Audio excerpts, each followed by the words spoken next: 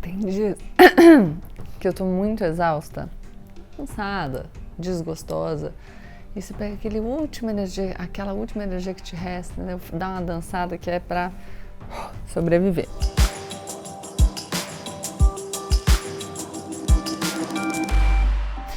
Mas é isso, a partir de agora, menos emoção e mais razão. Aproveita, se inscreve no canal, deixa o seu like e compartilha o vídeo com seus amigos. Eu às vezes peço, eu às vezes faço uma ameaça, entendeu? O tom varia muito. O que eu resolvi que a gente vai fazer hoje? Nós vamos dar uma nivelada sobre o cenário político e econômico no qual a gente entra em 2022. A gente vai fazer um apanhadinho breve, claro, de alguns pontos-chave que a gente tem que prestar atenção para poder avaliar o que vem por aí. Nossa, Gabriela, mas eu já sei. Eu sei, mas às vezes a gente esquece, a gente se perde. Enfim, o canal é meu, eu decidi, achei que era importante. Estou um pouco autoritária hoje. O pilão tá ali rindo.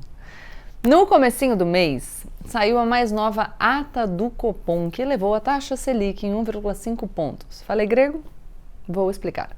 O Comitê de Política Monetária do Banco Central, chamado carinhosamente de Copom, periodicamente revisa a taxa de juros básica da economia do país. A taxa de juros básica, a Selic, em si já é super importante.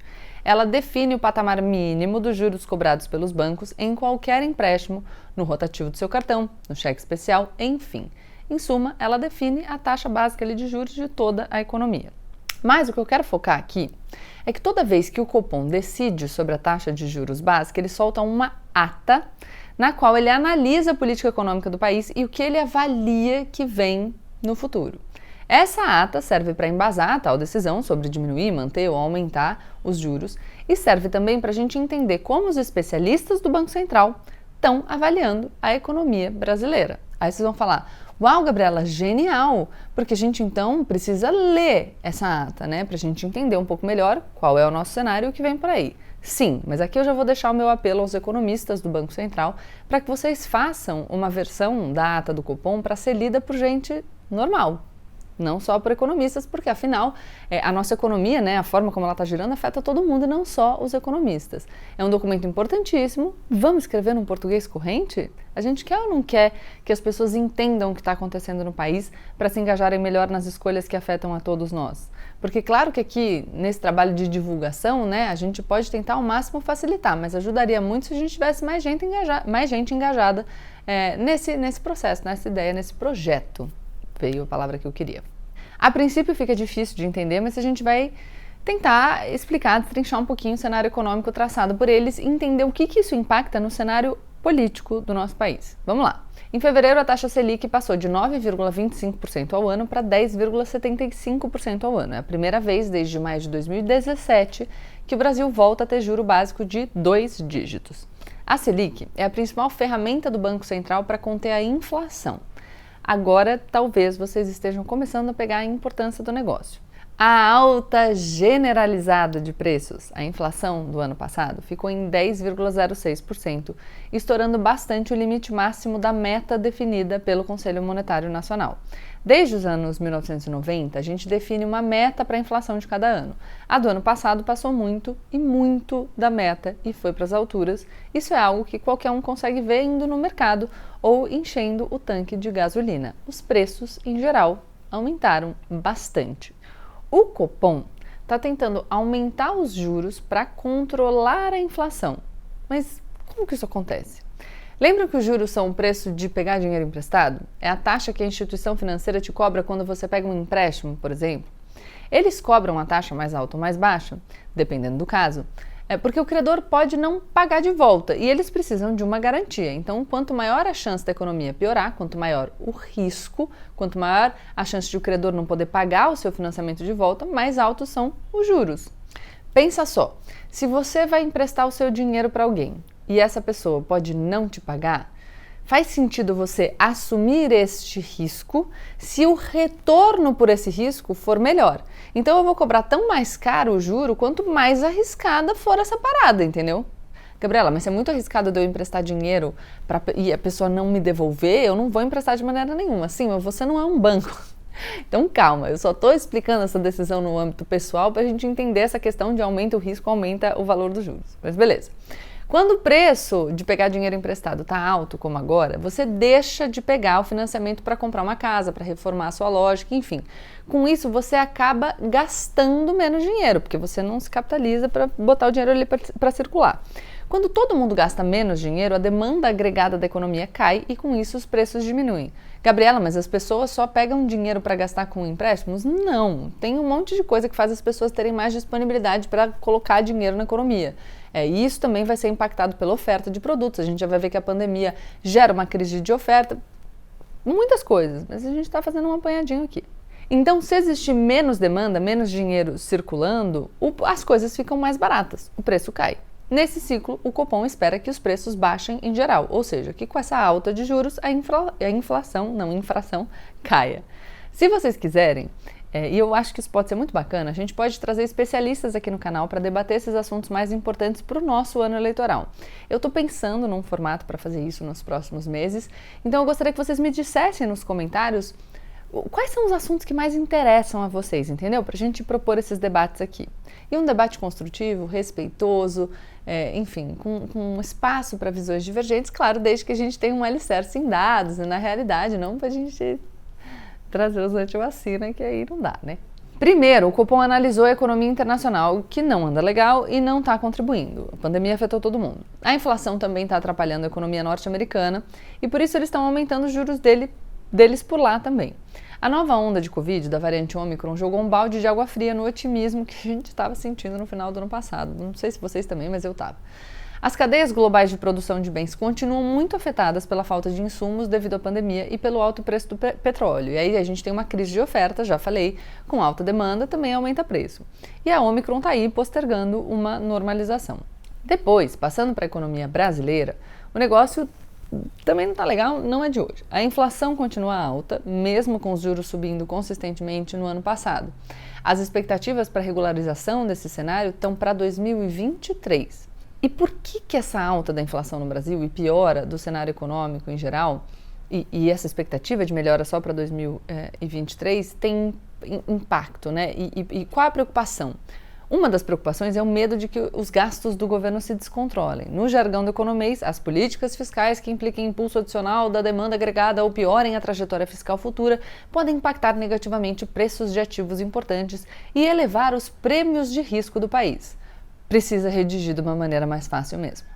Ou seja, o Copom avalia que a chance do governo federal decidir abrir a carteira em 2022 é alta e que por isso as expectativas de inflação também são.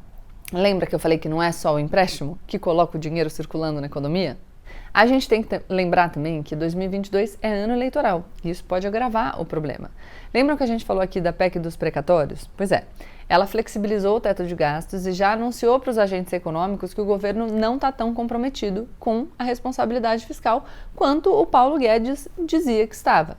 Essa incerteza eleva o risco do investidor no Brasil e bagunça as expectativas sobre o futuro da economia.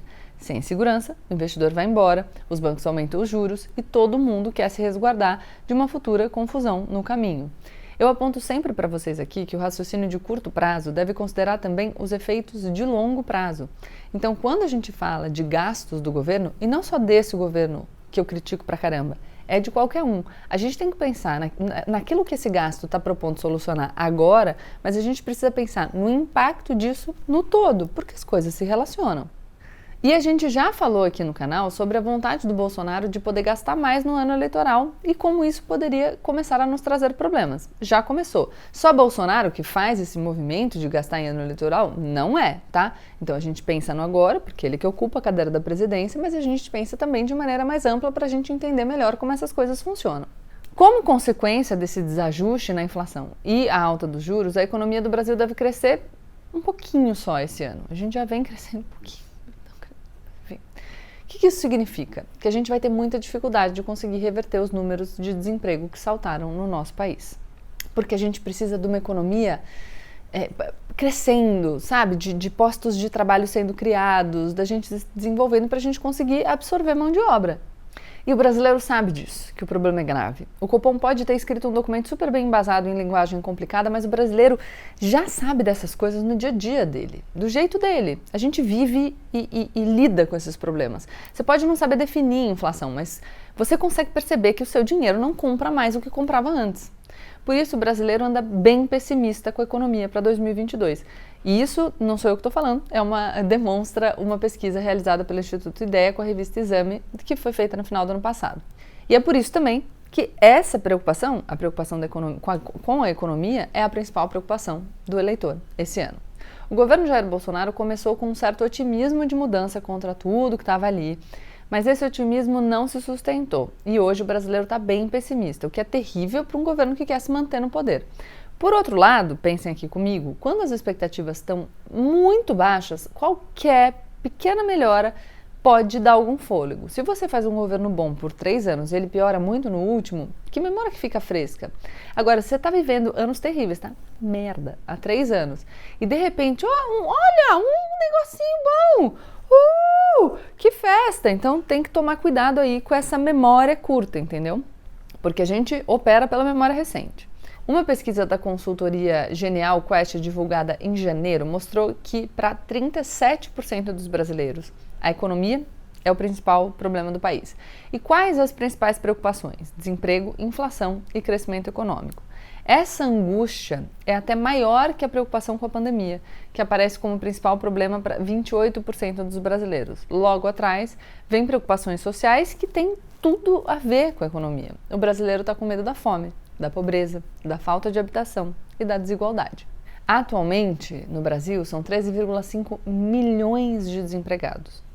Se a gente levar em conta aqueles que estão parcialmente empregados ou que já deixaram de procurar emprego, mas que poderiam integrar a força de trabalho, são mais de 30 milhões de brasileiros. Não é para menos que cerca de 39 milhões de brasileiros precisaram da ajuda do auxílio emergencial em 2021. Auxílio emergencial, importantíssimo, imprescindível, é gasto do governo. Estão vendo como está tudo relacionado e uma ação aqui nesse espaço e tempo produz reações em espaços e tempos distintos? Por que a gente precisa entender essa complexidade? Esse cenário econômico influencia em todo o cenário político. Segundo os analistas, uma situação como a que a gente está vivendo agora tende a fortalecer a oposição num ano eleitoral. Está tudo ruim, bem menos gente está disposta a continuar com essa administração no comando. As candidaturas de terceira via, que são vistas como ligadas ao bolsonarismo, como a do Moro, também vão sofrer com essa associação, porque afinal está ruim, quem está gerindo era seu amigo até ontem. Mas claro, isso é a sensação de que está ruim em permanecer. Então, numa análise do hoje, considerando a economia como principal preocupação do brasileiro, o cenário é favorável para a oposição ao atual governo. E eu nem preciso dizer para vocês quem é essa oposição. O ex-presidente Lula está aí prontinho para apontar os erros da gestão desastrosa do Jair Bolsonaro e para lembrar todo mundo de como as coisas andavam melhor quando ele era o presidente. Por isso também que a gente tem visto as notícias sobre movimentações do PT para se antecipar a crítica sobre a condução da economia na gestão Dilma, para tentar não contaminar essa fala do Lula sobre a gestão Lula. Em todas as simulações de primeiro e segundo turno, o ex-presidente Lula é o favorito. Lógico que aqui é o Brasil e tudo pode mudar em alguns meses ou até horas, mas esse é o cenário agora. A última pesquisa eleitoral Exame Ideia, realizada em dezembro, a obra do vizinho, a gente vai continuar, mostra que 6 em cada 10 brasileiros acreditam que o presidente Jair Bolsonaro não merece se reeleger ao cargo. E eu concordo com essa galera. E eu quero deixar aqui bem claro que a gente concorda na negação ao Bolsonaro porque ele é a representação do absurdo. Em relação a outras gestões, a gente pode fazer críticas sobre gastos públicos, sobre política social, a gente pode criticar Lula, Dilma, Temer, Fernando Henrique, enfim, por diversas questões. Mas quando a gente fala do Bolsonaro, a gente está discutindo negação de pandemia, discurso antivacina, guerra cultural. Vocês entendem que mesmo um governo que a gente ache ruim, um governo de quem a gente nem goste tanto, é melhor do que esse absurdo, que ele está num outro lugar de crítica. Entendeu? Você pode falar, fulano, ciclano, beltrano, gosto disso, não gosto daquilo, prefiro esse, prefiro aquele. Mas, pô, ele se destacou, o Bolsonaro. Que todos esses nomes que eu citei, eu tenho certeza que ninguém teria negado a pandemia e falado contra a vacina. Ponto. E o vizinho continua aqui, show. Assim, a gente começou a gravar Como o cenário se encontra hoje, o mais provável é que a gente se encaminhe para um segundo turno entre Bolsonaro e Lula e que o Lula aglutine boa parte das forças políticas que vão se unir contra o Bolsonaro. Ele vai ter a esquerda do lado dele, certamente. Partidos do Centrão também já dão sinais de uma possível pulada de barco. E a gente adiantou isso aqui, né? Enfim, que eles não são pessoas muito leais. O PP, do Arthur Lira e do Ciro Nogueira, deve liberar acordos regionais, o que quer dizer que o partido não vai impor um apoio aos aliados do Jair Bolsonaro e que quem decidir apoiar aliados do Lula, pode. Eles estão deixando a porteira aberta. Aí talvez vocês me perguntem assim, tá bom, Gabriela, mas então por que o Centrão não pulou de vez do barco do bolsonarismo? Olha só, um presidente fraco que ainda consiga se eleger para o Centrão não é ruim. Porque um presidente fraco é um presidente encolerado. E um presidente encolerado, para o fisiologismo que habita o Congresso, é ótimo. É mais dinheiro no bolso. De quem vocês acham que essa galera consegue sugar mais dinheiro? Do fraco, que precisa fazer mais concessão. Então, se a rejeição ao Lula e ao PT, ou a desunião em torno dessa candidatura, abrirem uma via para um Bolsonaro enfraquecido permanecer no Planalto, quem ganha é o Centrão. Mas, enfim, seguindo. O PSD do Gilberto Kassab ainda diz que quer emplacar o presidente do Senado, Rodrigo Pacheco, como um candidato próprio, mas o Kassab já admitiu que, se isso não rolar, parte do partido deve apoiar o Lula. A água corre para o mar. Tá bom, mas o que a gente tem que prestar atenção, então, nos próximos meses? Vamos fazer um calendário aqui. De 3 de março até 1º de abril é a chamada janela partidária. Nesse período, os candidatos podem trocar de partido sem perder os cargos que já ocupam. Gabriela, como assim? Se ele trocar de partido, ele perde o cargo? É que na eleição proporcional, o cargo não é do parlamentar, é do partido. Já falei, precisa assistir o vídeo que a gente fez aqui no canal explicando a eleição proporcional. Ou ler o Política é para Todos. Sim, estou de novo fazendo propaganda do meu livro, porque ele é muito bom. Por favor, me ajudem nas redes. A gente vai ver um rearranjo nesse período. Dia 2 de abril, todo mundo que tem cargo majoritário, no caso presidente e governadores, vão ter que renunciar caso queiram concorrer a um cargo diferente. Então, se o presidente quiser concorrer ao Senado, por exemplo. É o caso também do governador de São Paulo, João Dória, para dar um outro exemplo. Se eles quiserem concorrer à reeleição, no entanto, eles ficam ali no cargo que eles estão ocupando. As coligações partidárias, que confirmam os candidatos de cada partido e as coligações, acontecem até o final de julho e começo de agosto, e nesse ano nós temos também as federações. Do meio para o final de agosto começa a campanha, a propaganda eleitoral, aquele período de diversão nacional ali no meio do Jornal da Noite. Eu acho divertido e estou pensando aqui nos quadros, não sei o que eu vou fazer para a gente aproveitar junto essa época de debates. E dia 2 de outubro é o grande dia. Nós vamos todos pegar o nosso título eleitoral, aliás, ver se tá tudo certo com o seu, hein? E fazer esse programão coletivo, a festa da democracia. Dia 30 de outubro, segundo turno. É isso, galera. Tentei fazer um apanhadão aí de onde a gente está hoje pra gente conseguir se localizar enquanto o meu vizinho segue com a sua furadeira. Mas eu sou menos emoção e mais razão, então eu me mantive o quê? Controlada. Deixa o seu like, se inscreve no canal e compartilha o vídeo com seus amigos. Tchau, tchau!